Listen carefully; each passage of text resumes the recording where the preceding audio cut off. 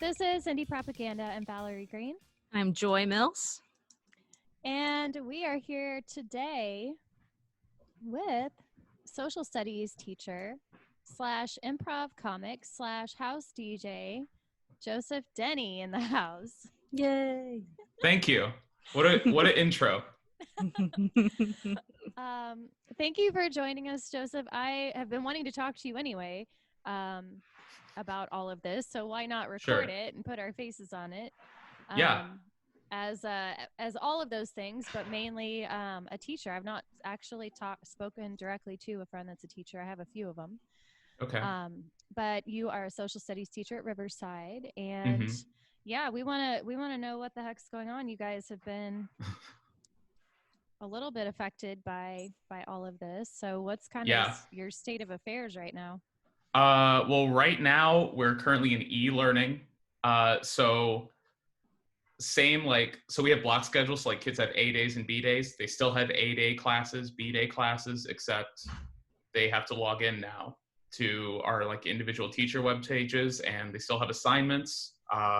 They still have like lectures. They take notes. There's still things to turn in. There's still homework, but it's just all digital. It's all online. Mm-hmm. So do they have school devices that they brought home with them? Yeah. So the school already, like as a requirement, was you have to have a device of some kind. It's like a bring your own device kind of place. There are a lot of kids though who still like either their devices were broken or they just didn't have them. And a lot of kids also like didn't have internet access at home. Right. So the school was able to provide devices to anyone who needed one. And they're also able to deploy like Wi-Fi hotspots to any student who needed internet access. Wow, that's advanced. Yeah, right? I didn't know. I was like, that's impressive. I didn't know we had that capability. It's really cool. So what did e-learning like pretty much exist this way already, or is it something that had to be like quickly implemented, or quickly implemented? Yeah. So like all the teachers had teacher web pages where you were kind of expected already to have your like weekly agenda uploaded, as well as like teachers most of the time would upload their PowerPoints and like any handouts from that day just in case students were absent. So like that framework was already in place. It was more the how do you take the actual classroom activities and put that into a digital form?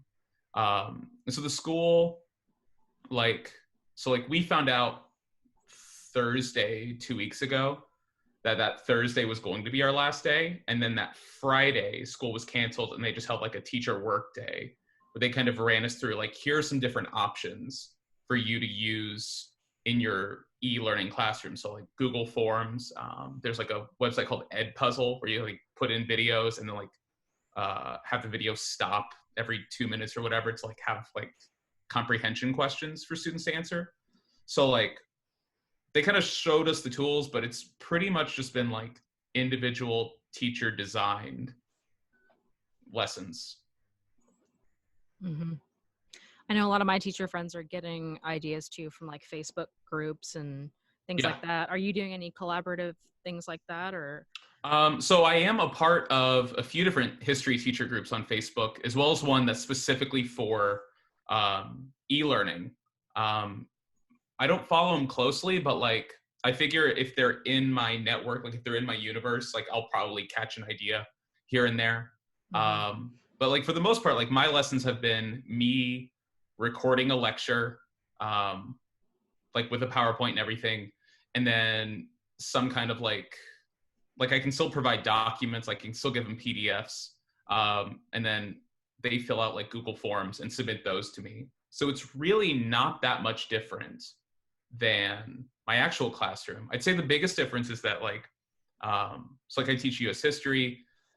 I try not to just like talk at the kids too much or like lecture at them too much because I feel like it gets boring. So like one thing that I think is missing is the like discussion part of it where you get to like kind of debate. I don't know if debate is the right word, but like, I don't know, try to like, you know, ping pong ideas off each other to try and figure out, you know, what is the meaning of Kennedy's death or something like that. Cool.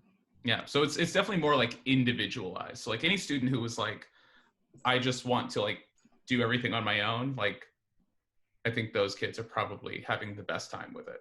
Mm-hmm. So, what platform then, or is it called eLearning, or what platform do you guys use? Oh, to like get the lessons out there? Yeah. So it's a program called Power School, and that's where we did all of our grading and attendance. And then it's through Power School. Every teacher has what's called a haiku page. And so it's really just almost like a blog. And so it's like, here's your lesson for today. Here are the links that you'll need to click, follow these instructions. But yeah, like that's the front end of it, but the rest of it is through Google, YouTube, like Edpuzzle, like the internet, like anything on the internet really is in our toolkit, which is kind of cool. You know, Zoom would be a good way to interact because you can add up to like 100 people on a Zoom. Yeah. So conference each other in. So at my school, all teachers have to hold office hours every day, virtual office hours. Mm-hmm. So we use Google Hangouts, I think, just because like it was suggested to us and we were like, sure, we know what Google is. And also all the kids have like a Gmail email address through the school, so it's kind of integrated already.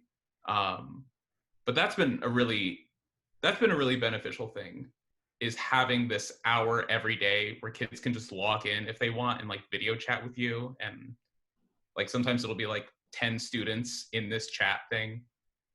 That's been a really beneficial thing, because I do think that a lot of kids, even me, just kind of like miss that, like, you know, hey, what's going on in your life right now? Like, what's happening? Mm-hmm. So like that social aspect of it is like, that's a big thing that I think has been missing once e-learning started. Mm-hmm. How do you think, how are your students handling all the changes and everything so far?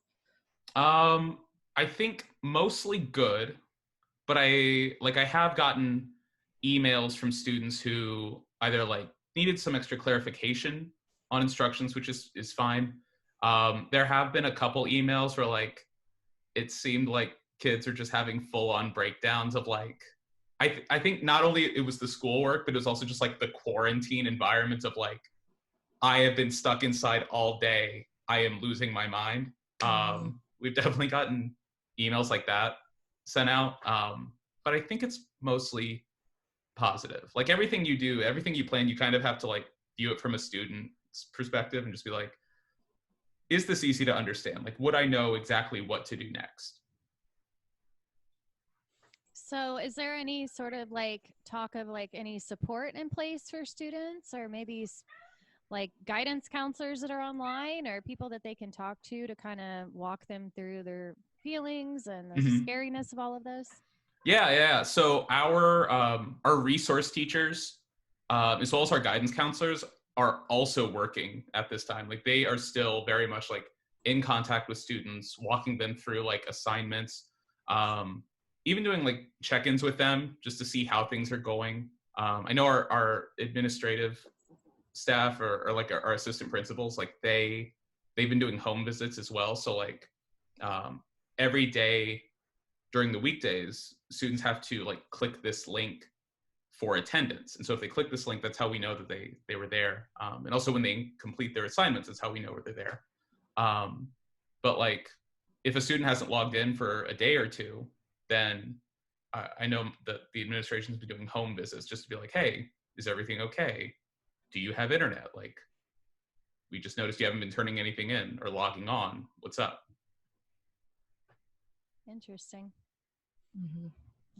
So it's not like they're sitting in front of a computer for 7 hours a day though. It's no. It's yeah. So like all the teachers, you have to have your lesson uploaded by 10 a.m. that day.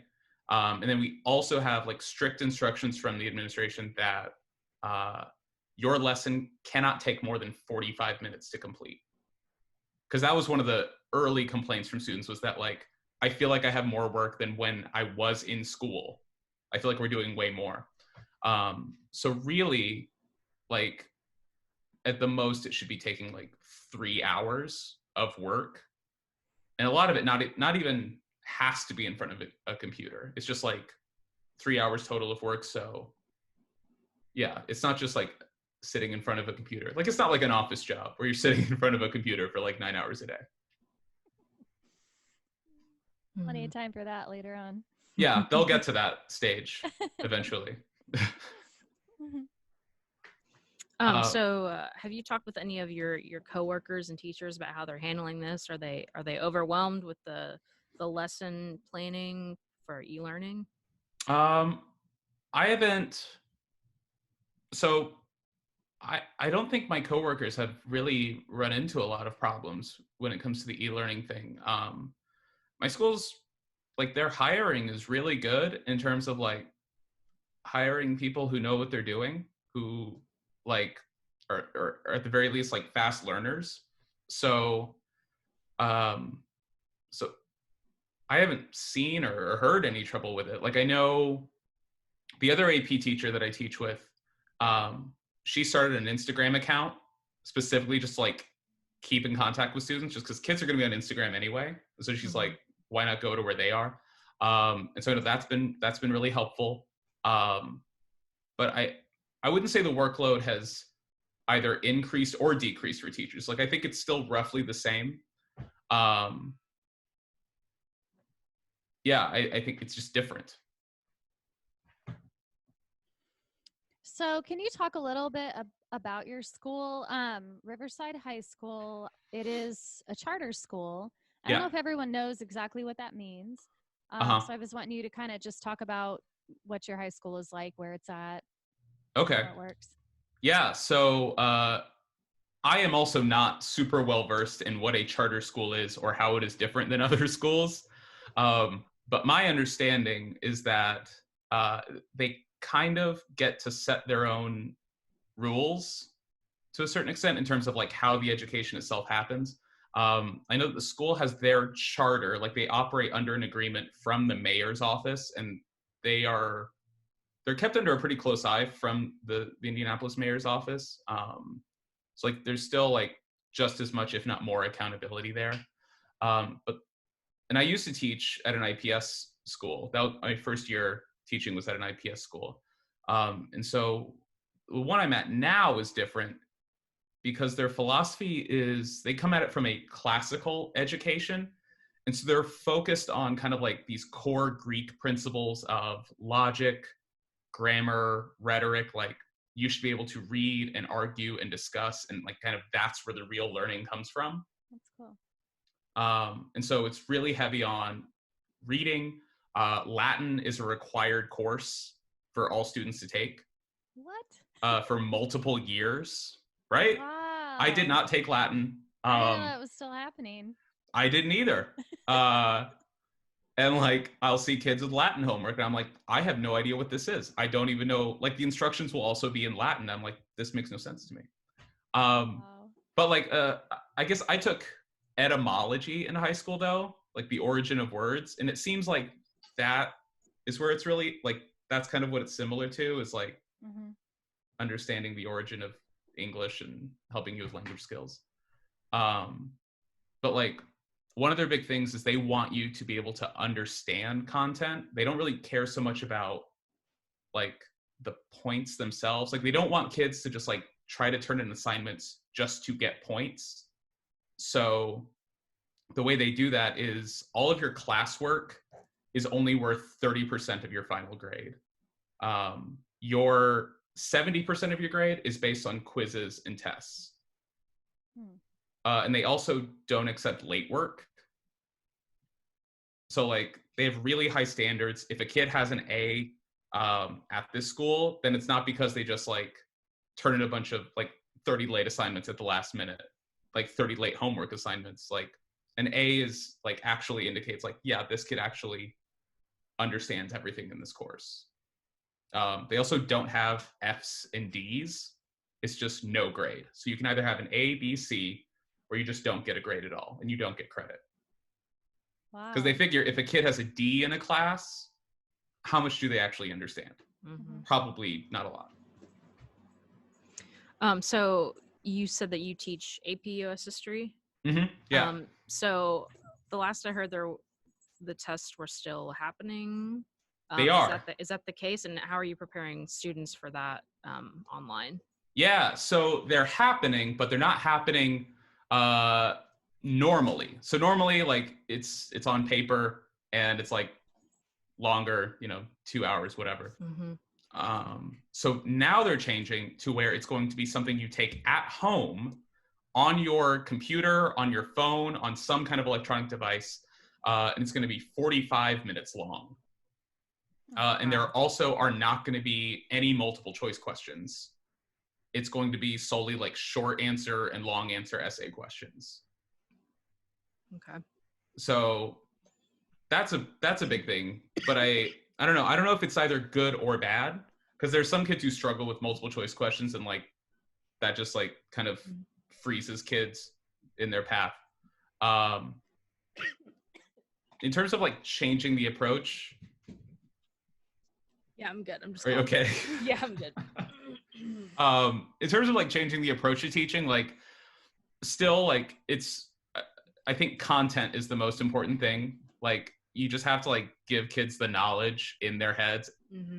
And then of course, like in this final month or so, since it's going to be way more of a writing emphasis, we're probably going to be focusing more on just like feedback and kind of giving them like templates to write in, so that when they're in that 45-minute crunch of the AP test, they're not panicking. Right. Interesting. And that's something is that something totally new, a new concept, or has that been done elsewhere? Or it's new to me for the AP test. I mean, I think a lot of these things are definitely new concepts, just in terms of like the disruption of school on like a nationwide basis.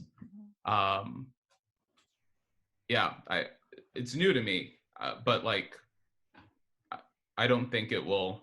Like I think you'll still get fundamentally the same outcome out of it. So going back to the grade situation, you said they get either A, B, C, or no grade. Yeah. How does that affect them moving forward?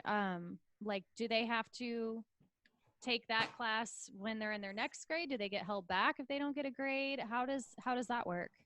So that's where there's definitely like stuff I don't know, but I do know that like, let's say you don't get a grade when you take algebra first semester.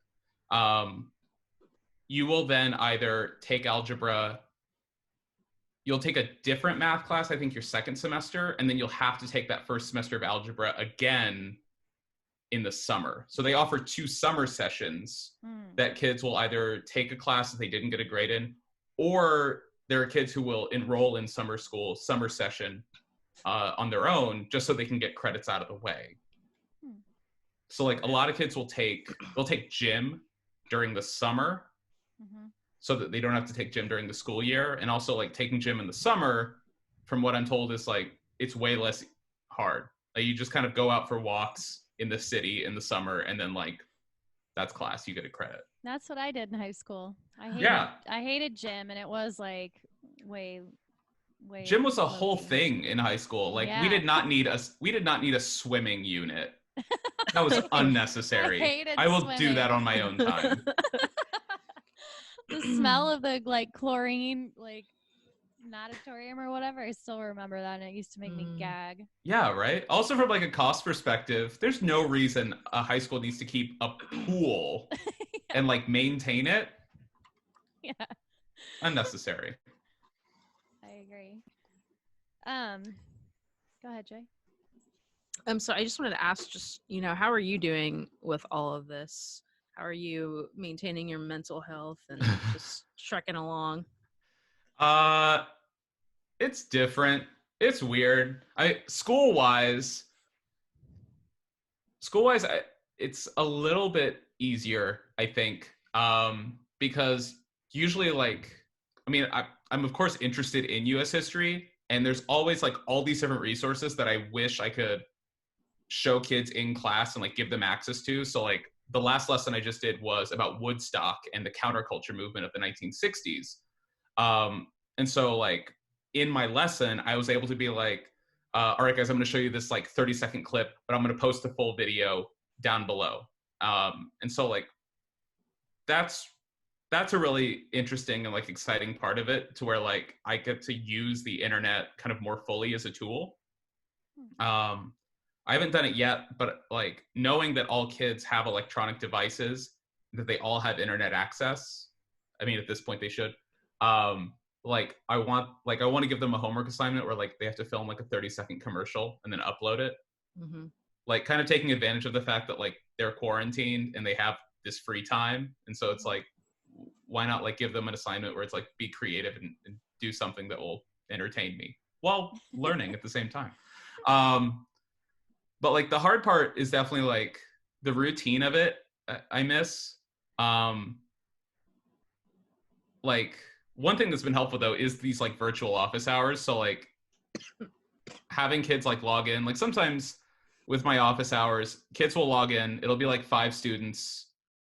They won't have any school related questions. They're literally just logged in just to hang out and like video chat. Like they're not even talking to me. Like I'm just like, I exist. I have a cup of coffee, but I'm just silent. Like I'm just there. And then like after my office hour is over, I'm like, all right guys, well, I'm going to log out. And then like, they'll just stay in the chat talking.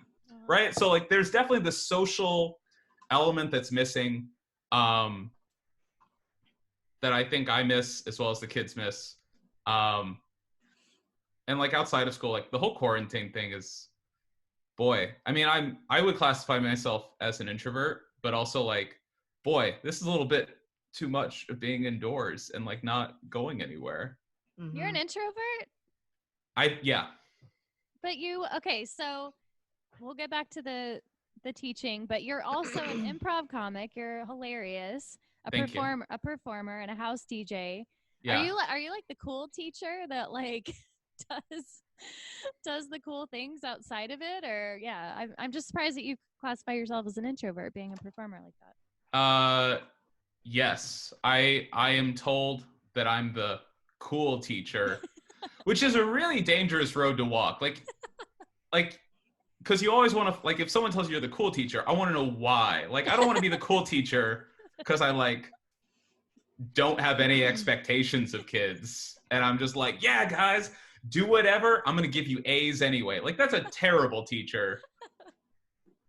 Like, what a cool teacher. Yeah. So like, if I'm the cool teacher, because like I make things interesting and like it's a class you look forward to going to, and like, I don't know, I'm relatable, then I'll be that cool teacher. But like, yeah, I don't know. I think I'm just genuinely interested in just like the kids' lives and like what they're listening to. And like, I'm on Twitter, they're on Twitter.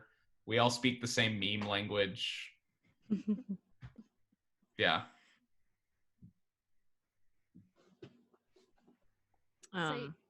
So you've kind of taken a few multiple blows, not just the teaching career changing and kind of getting turned upside down. Yeah.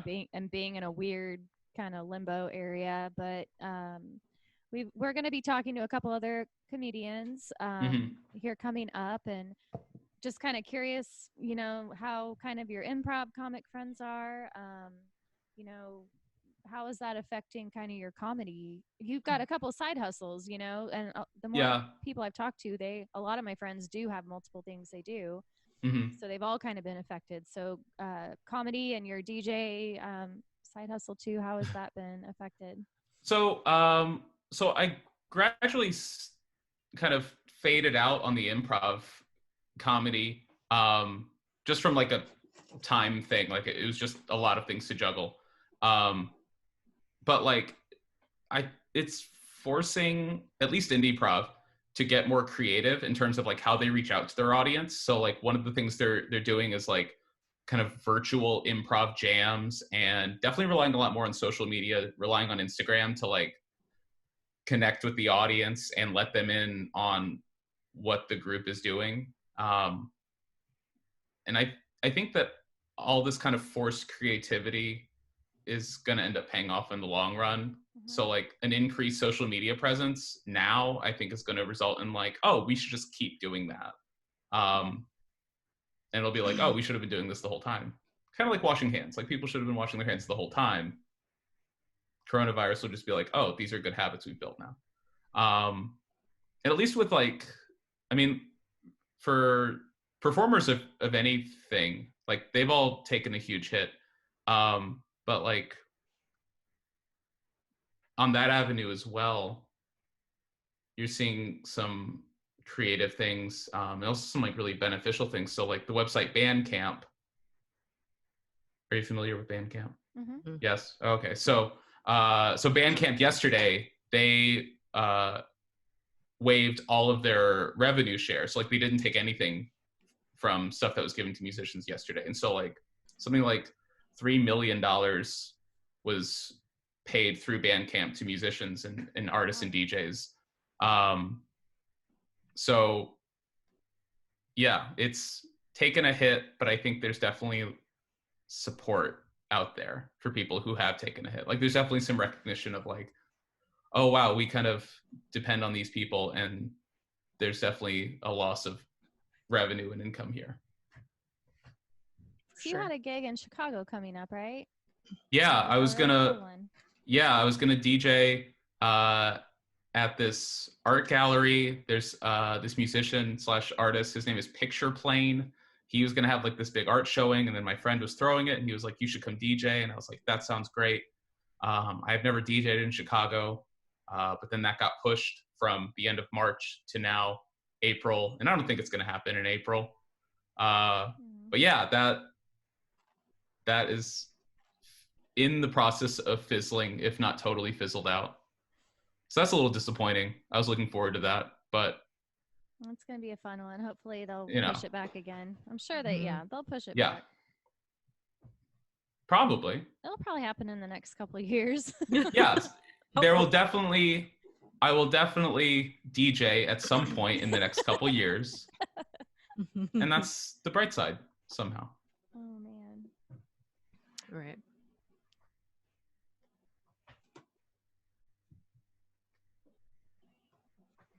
So back to the teaching. Yeah. I had another question. How have the parents? Have you been in touch with parents or how they're handling all of a sudden having their kids at home for potentially?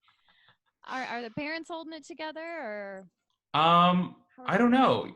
I would say that most of my contact has been with the students.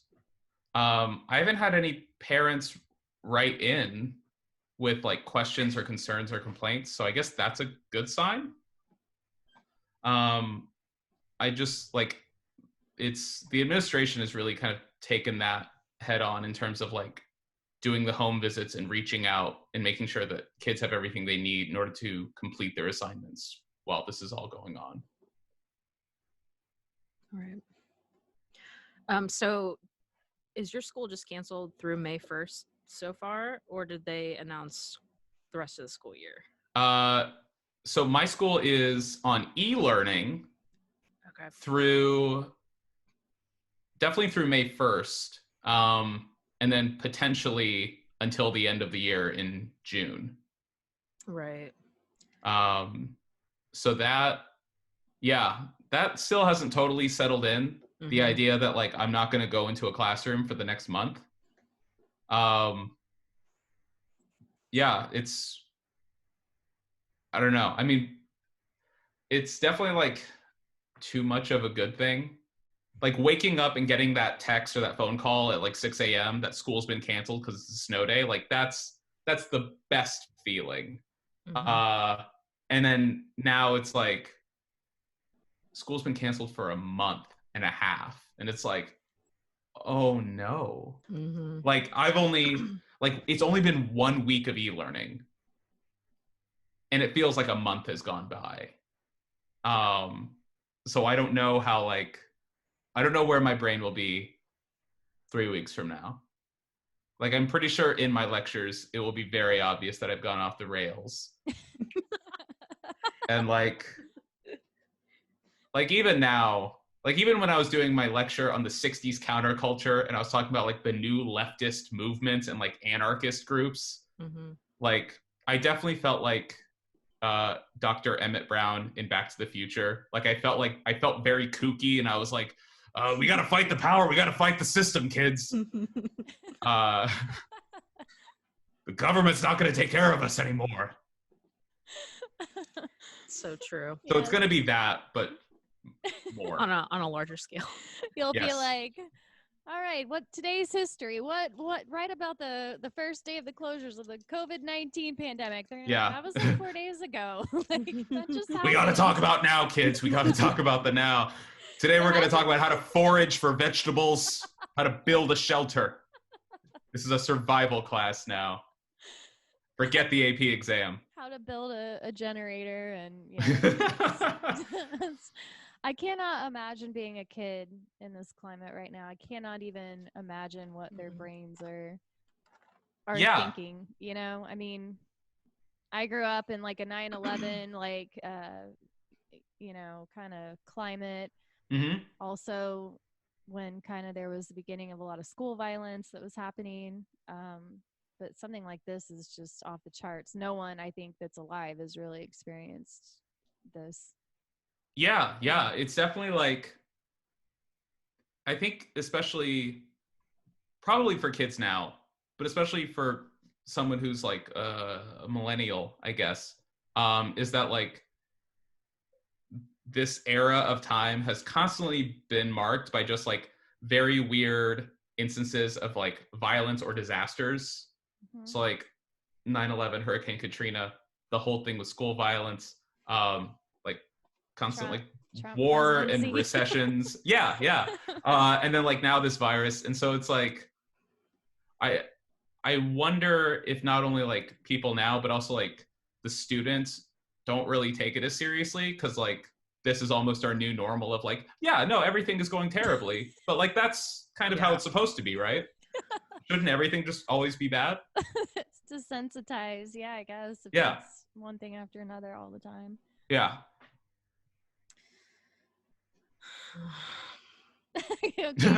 I just deep sigh. I can't think about it too in depth. Otherwise, I'm just like. Yeah. It seems like this generation. That's definitely the new normal kind of. I mean, we're getting used to it. I mean, look, we're already adapting. It's been a couple days. We already pulled it together, and yes, our podcast is still rolling. Yeah, the podcast is still rolling. The kids are still learning. As long as we have internet, I think everyone will be fine. Last night, I was talking to my girlfriend Jessie, and I was just like, "Can you imagine if the internet went out?" Like, that's our saving grace right now. Like, that's the only thing holding us all together. Like, that's the only thing that allows me to still have a job is that the internet exists. Yeah, everyone. Right? Yeah, I just got an email from AT&T saying they made my internet speed faster, complimentary. Sped my internet up. And I was like, what? Why? Like, you don't have to. That's so nice. They could charge me $1,000 a month and I would just pay it. Cause it's like, what else am I going to do? You just hold my life for ransom right now. Yeah. You can do that. We are all, we're in deep.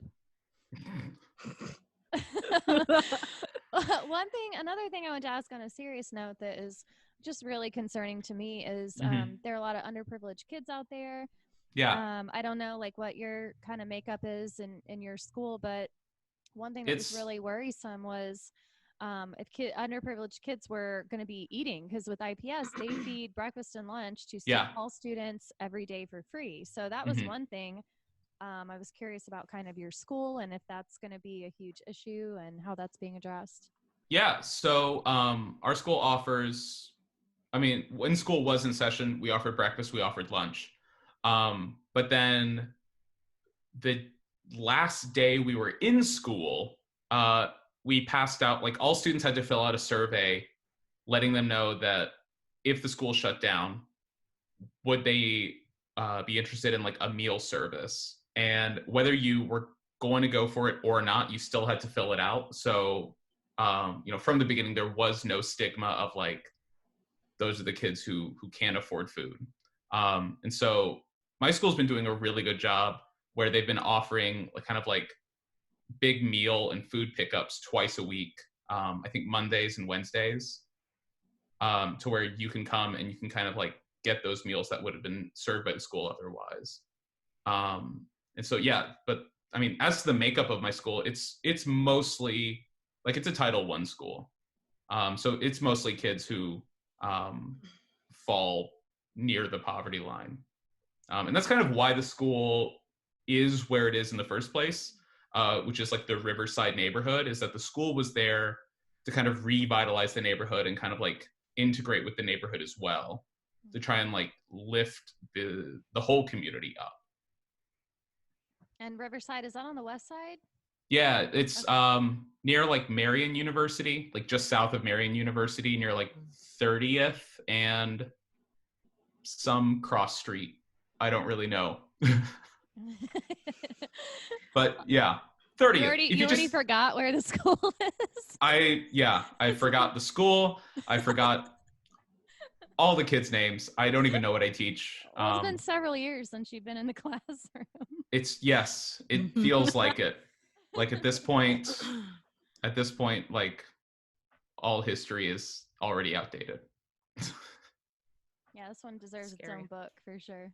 Mm-hmm. Yeah, so that is a thing that I think started when I started teaching, is that like now I think about current events or like even like previous news things, and I think about like, how is this gonna get talked about? Like, how is this gonna get summed up in a 45-minute lecture? What are the details that we're gonna keep, and what are we gonna leave out? Like, yeah. Does this story resolve with just like, yeah, so in the 2019, 2020s, there was an epidemic, and they figured it out. All right, next slide. And like, but like, right? But like, there's like months and like millions of people's lives are affected. I'm just like, next slide. Like, that's probably how this is going to get summed up, which I think is, right? But like, that's not so bad, right? That like, in the end, everything will be okay. Someone will talk about this in a PowerPoint. So it's fine. I mean, it's best to not get into the details because they get pretty hairy. Like the timeline of events has been completely insane. Yeah, for sure. So like in my AP US history class, like the 1918 Spanish flu, that wasn't even its own slide. That was one bullet point of like 6 bullet points that were on the slide. And it was me going like, the Spanish flu was a thing. A lot of people died, but they figured it out. Next bullet point, right? So like, didn't even get its own slide. It didn't even get it. No, it's just like, there's too much. Oh man. Oh, you're so right. It'll be interesting to see what's written. Yeah. Yeah. Maybe you'll write your memoirs being in the trenches here. In the trenches. Yeah. I mean, on the other hand though, like, so I have a friend who works for like digital library, like digital resources for students.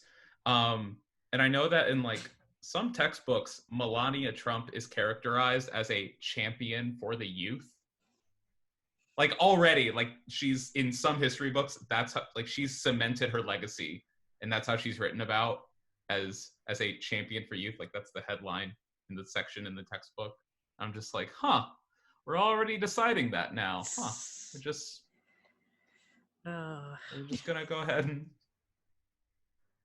take that direction. Interesting. Probably not how I would describe her, but that is a choice that they made. That is a choice. A liberty they took. Yeah. Freedom of the press, I guess. Or printing press, I don't know. Sure. It's all the same. Yeah. Have you had a chance to kind of get some support from your teacher friends, or do you have teacher friends? Do you guys flock together, or do you kind of disperse? Or man, really putting me on the spot here. So I pretty much, so like my US history class, I pretty much get to just plan on my own.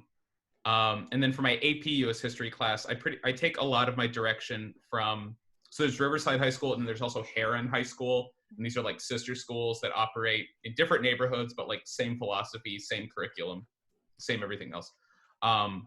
So like I take a lot of the direction there working with that teacher in terms of like planning and what to do.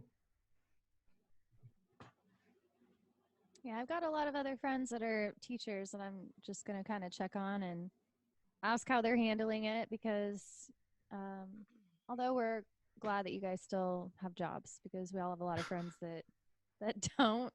Yeah. Bullet point. A lot of people out of work right now. It's kind of scary. And I'm not really sure. I wasn't sure like if that was going to be a thing, at least with Riverside. I mean, being that they're a charter school, like from an employment law perspective, they kind of get to operate under different rules where it's like kind of at will employment. So, you know, the idea, like if there wasn't e-learning, I would definitely like feel like, wow, what is my role here? What is my purpose then?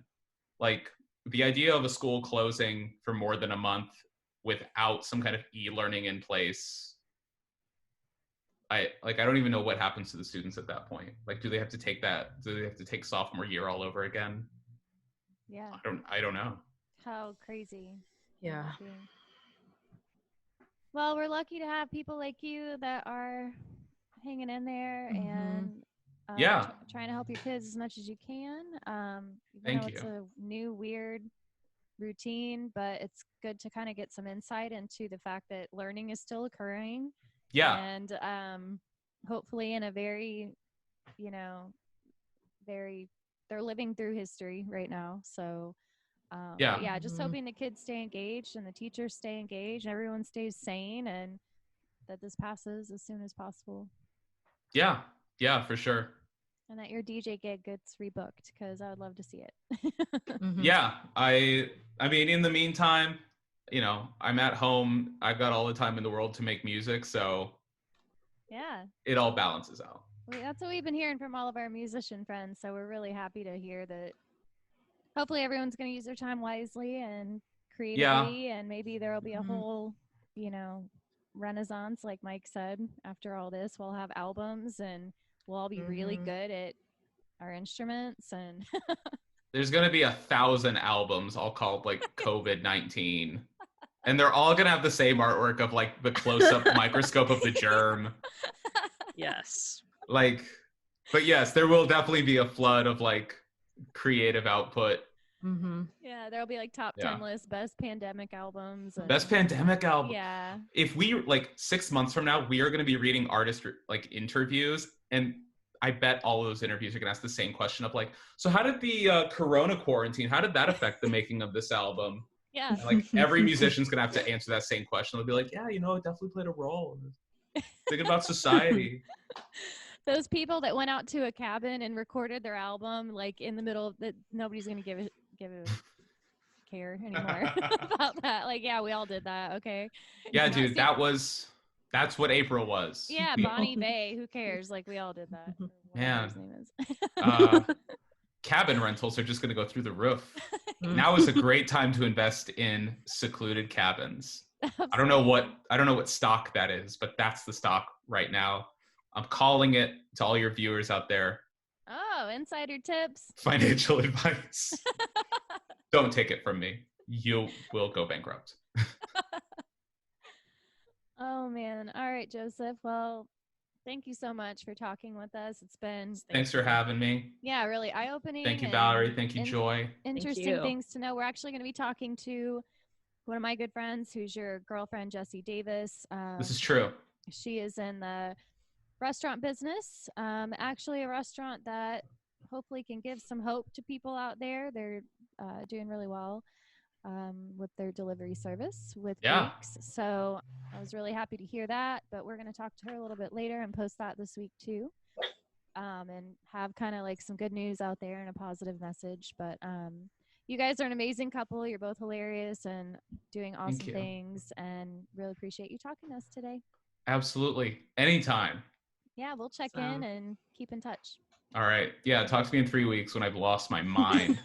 I can't wait. We'll do another video, before and after video. Do an update with everyone you're interviewing this week. Do an update 3 weeks from now. Yes. Yeah, just be like, I don't know what anything is anymore. Like shirtless and just like confused. I will be holding a club, a torch, and that will be my source of light. The electricity will still be on, but like I'll have that. I'll be like, the kids are learning survival skills now. How to skin a deer. Awesome. Can't wait to check in. Follow-ups. Yeah. Where are they now? Can't wait for that series. All right, we're gonna Netflix party soon with you guys, but yes. Definitely take care, and we'll talk to you soon. Thanks, Joseph. Anytime. Bye.